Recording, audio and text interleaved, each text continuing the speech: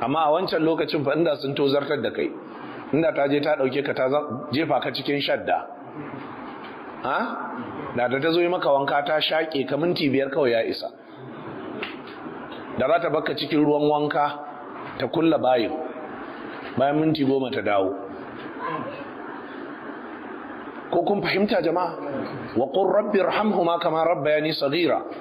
to waladin salihin yad'u lahu, da nagari da ke wa iyayen shi addu'a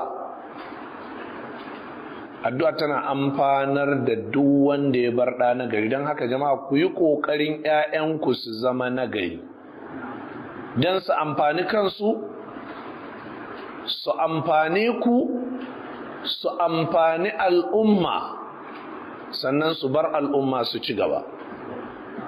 domin duk ɗan banza yana cutar da kanshi, yana cutar da kai iyayen, sannan kuma yana cutar da al'umma, kuma yana jawa al'umma ci baya.